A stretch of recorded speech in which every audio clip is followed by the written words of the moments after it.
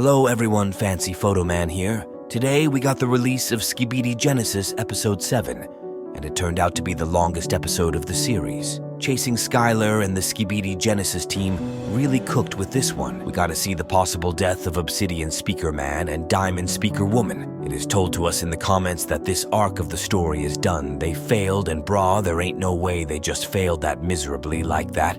And half of the team died like that, but if they did rest in peace to Obsidian Speakerman for real, bro was a legend half of the series, and at least he went out with Diamond Speaker Woman. Anyways, before we get into the analysis, make sure to like and subscribe to the channel. By the time I'm making this video, I am very close to 6,000 subscribers, and by the time I release this, I might have hit it already, so if I did, this will be a 6,000 subscribers analysis video. Now enough of me yapping, let's get straight into the analysis. We first start off by seeing some serious-looking toilets opening the corridor, and I just gotta say that the design for these models are very sick when the toilets start looking. We then see Speaker Woman appear and starts going crazy on the toilets, and she chopped one of their head off immediately, and Speaker Woman didn't even give bro a chance to fight and try to defend itself. Speaker Woman throws her axe and makes the headless toilet crash to the ground.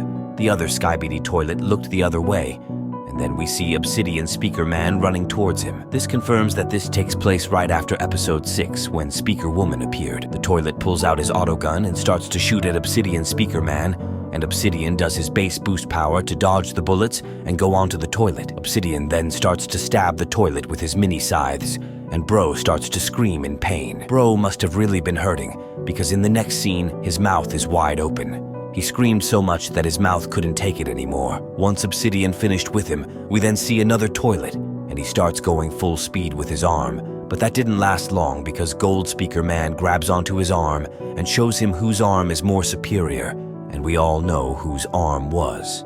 Gold Speaker Man starts twisting the toilet's arm and lets out one final blow and completely demolishes the toilet. His arm is one of the best additions he's had for real. Once they thought the fight was finished, we then see hundreds of parasite toilets running towards the speaker team and the new mysterious toilet character holding Diamond Speaker Woman. In my theory video, I explained that he might have been a good person and try to help Diamond Speaker Woman, but I guess I was way off from what we've seen in this episode. The Western toilet character starts to walk off holding Diamond Speaker Woman. Obsidian then calls out for Diamond Speaker Woman, but then Speaker Woman said we got this go-getter to him.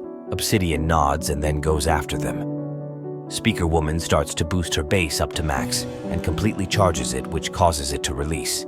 And once it releases, all of the parasites gets knocked back and a lot of things start to explode. Speaker Woman is really strong, and I wonder if she can make a larger impulse than that. We cut to the Western toilet carrying Diamond Speaker Woman to a room, and Obsidian follows them, not knowing they knew he was following. Then an unexpected thing happens, because when he walks into the room, a bullet shoots right through him, causing his light to glitch and him falling on the ground. We then see a very advanced toilet put his legs up top of him and aims a gun right towards him. The Western toilet starts to walk towards him and says, "I want the location to ASO's headquarters." Obsidian says I can't, and the Western toilet says, "I don't have time for this. I'll extract the data himself." I want the location of ASO's headquarters. I can't. I don't have time for this. I'll extract the data myself. One question I have is, what is ASO's headquarters? And my theory is, it's probably the headquarters this speaker team is from or made in. It can even be something more than this, but we'll have to wait and see. Once the Western toilet says he'll extract the data himself, he then hits Diamond Speaker Woman's head with his hammer, and then completely opens up her memory chip in her head.